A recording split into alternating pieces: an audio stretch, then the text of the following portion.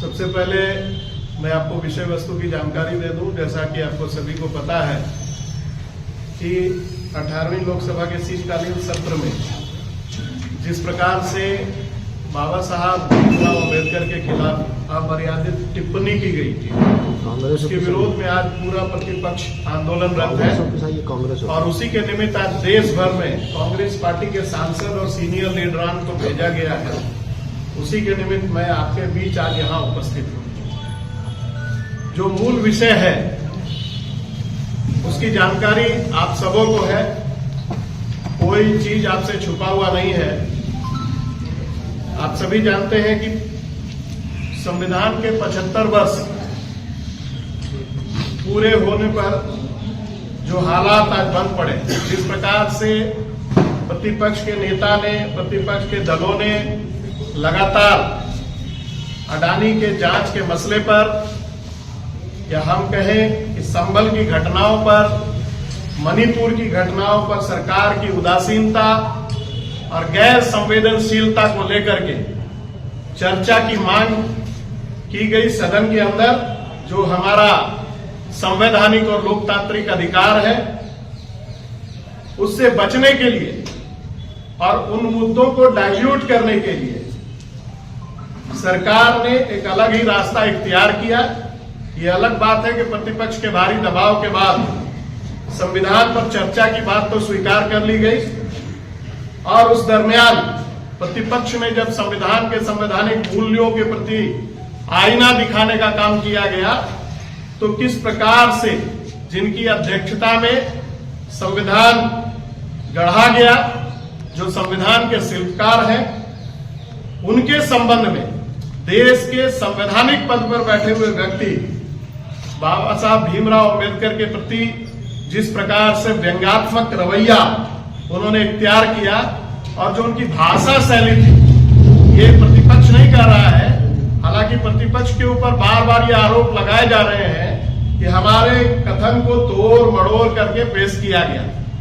क्या ये मुनासिब है कि आज देश में सर्वोच्च सदन हो या विधानसभा की कार्रवाई हो, जहां तक आप सभी के माध्यम से आपको पता है कि ये सीधा प्रसारण किया जाता है, इसमें कहीं से भी कोई तोड़ मरोड़ करके कहने की बात नहीं है। और अगर आप जाएंगे आर्काइव के अंदर, राज्यसभा की कार्रवाई में जो गृह मंत्री के संबोधन को जो संरक्षित किया गया है, जो 34 पन्नों का उनका भाषण है, पेज नंबर 34 में जो उनका उल्लेख है, उसमें साफ साफ ये कहा गया है कि अभी एक फैशन हो गया है, अंबेडकर अंबेडकर अंबेडकर अंबेडकर अंबेडकर। अगर इतना नाम आप भगवान का लोगे तो आपको स्वर्ग का मार्ग प्राप्त हो जाएगा। ये भाषा शैली है, कितना गैर मुनासिब है। आज पूरा देश आहत है। आपने देखा कि देश के अंदर तमाम राज्यों की राजधानी हो या जिलों में लगातार इस बात को लेकर के हमारे संविधान के शिल्पकार बाबा साहब भीमराव अम्बेडकर के सम्मान को जो गृह मंत्री के द्वारा किया गया है, कांग्रेस ने एक आंदोलन खड़ा किया है और यह आंदोलन तब तक शांत नहीं होने वाला है जब तक कि गृह मंत्री माफी नहीं मांग लेते या उनको अपने पद से इस्तीफा देने के लिए माननीय प्रधानमंत्री जी नहीं कहते। हमें उम्मीद थी कि जो स्वयं को महामानव घोषित करते हैं और संविधान को सर माथे लगाने की बात करते हैं, वो निश्चित रूप से बाबा साहब के इस अपमान पर कोई न कोई कड़ा कार्रवाई करेंगे। लेकिन आज स्थिति बिल्कुल इसके उलट हो गई है। उन्होंने इसे राजनीतिक रूप में लिया और आपने सभी देखा कि प्रतिपक्ष के सांसदों के द्वारा जब मकर द्वार से इसके विरोध में तख्तियां लेकर के बाबा साहब के पक्ष में नारे लगाते हुए सांसद जा रहे थे, तो किस प्रकार की कार्रवाई की गई। संविधान के अंदर अभिव्यक्ति की आजादी के तहत सभी को अपनी बात रखने की आजादी है, लेकिन देश के इतिहास में वो काला दिन था जब देश के सर्वोच्च सदन में प्लेकार्ड पहले भी लाए जाते रहे, लेकिन लाठी डंडे लेकर के प्लेकार्ड लगा करके ये पहली बार भारतीय जनता पार्टी जो संविधान की मर्यादाओं को भी धूल धूसरित करने में लगी हुई है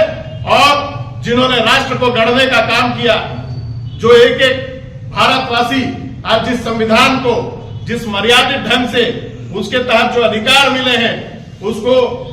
बोलने का अधिकार, रहने का अधिकार, सारी बातें संविधान में निहित है, उनको जिस प्रकार से अपमानित करने के लिए किस प्रकार से नेता प्रतिपक्ष एलओपी के ऊपर फर्जी एफआईआर दर्ज करवाते हैं और ये आरोप लगाते हैं। किस प्रकार से यही झारखंड का एक सांसद जो संवैधानिक पद पर बैठा हुआ व्यक्ति है, प्रतिपक्ष के नेता के ऊपर जिस अमर्यादित भाषा का प्रयोग करता है, वो सभी ने देखा है, वीडियो सार्वजनिक है। हम तो मांग कर रहे हैं कि मकर द्वार के जो सीसीटीवी का फुटेज है, आप उसको सार्वजनिक कर दें, दूध का दूध पानी का पानी हो जाएगा। लेकिन आज सरकार बगले झांक रही है, क्योंकि उनको रास्ता नहीं मिल रहा है कि उन्होंने जो रास्ता इख्तियार किया है, उनको रास्ता नहीं मिल रहा है कि अब इससे कैसे बच के निकला जाए। अपने जो पूंजीपति मित्र हैं, क्रोनोलॉजी को समझना होगा। उनको लगातार किस प्रकार से देश की संसाधनों को एक व्यक्ति के हवाले करके उनको अमीर बनाने में लगी हुई है, और देश की जनता जो बार बार ये दावा किया जाता है कि हम 80 करोड़ लोगों को मुफ्त अनाज दे रहे हैं, तो इनके सारे दावे खुद कॉन्ट्राडिक्टरी है। अगर आप बोलते हैं कि हमने भारत की अर्थव्यवस्था को 5 ट्रिलियन इकोनॉमी बना दिया है, और आप दूसरी तरफ बात करते हैं कि आप 80 करोड़ लोगों को मुफ्त अनाज दे रहे हैं, तो ये अपने आप में कहीं से भी मुनासिब नहीं लगता। तो इनके दावे और प्रतिदावे का सच, और जिस प्रकार से लगातार जो विदेश राष्ट्रीय स्तर पर यदि कार्यक्रम तय हुआ था कि जिस प्रकार से देश के सर्वोच्च सदन में जो 18वीं लोकसभा है, शीतकालीन सत्र के दौरान एक संवैधानिक पद पर बैठे हुए गृह मंत्री के द्वारा, जिनके ऊपर राष्ट्रीय संविधान की रक्षा का दायित्व है, उनके द्वारा बाबा साहब भीमराव अम्बेडकर जो संविधान के शिल्पकार थे, उनके संबंध में जो अमर्यादित टिप्पणी की गई, और जो अडानी के कार्रवाई करने की मांग हुई, उसके मामले को जांच की मांग हुई, मणिपुर जैसे संसदीय संवेदनशील विषय पर लेकर के आप देखेंगे कि झारखंड के अंदर इन्होंने पूरा चुनाव लड़ लिया माटी बेटी रोटी की सुरक्षा पर। और जब वहां मणिपुर की बेटियों को निर्वस्त्र करके सड़कों पर सीधे घुमाया जा रहा है, कुकी और मैती समुदाय के बीच संघर्ष जारी है, प्रधानमंत्री के पास 1 वर्ष के अंदर इतना भी वक्त नहीं मिला कि वो मणिपुर जा सके। जबकि अगर एक राज्य के अंदर कोई छोटा सा चुनाव भी होता है, तो गली मोहल्लों में उनका रोड शो हो जा रहा है। तो आखिर इस प्रकार के दोयम दर्जे की राजनीति जो पूरे देश के अंदर हो रही है, कांग्रेस पार्टी एक सजग राजनीतिक विपक्ष है, इसलिए हमने ये फैसला किया है कि इन तमाम बातों को लेकर के हमारा आंदोलन सदन से लेकर के सड़क तक लगातार जारी रहेगा। आज की प्रेस वार्ता उसी के क्रम में थी। कल क्या आप लोगों का है सम्मान यात्रा?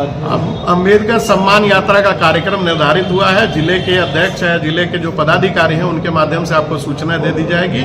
और इनके माध्यम से महामहिम राष्ट्रपति महोदया के नाम प्रेषित एक ज्ञापन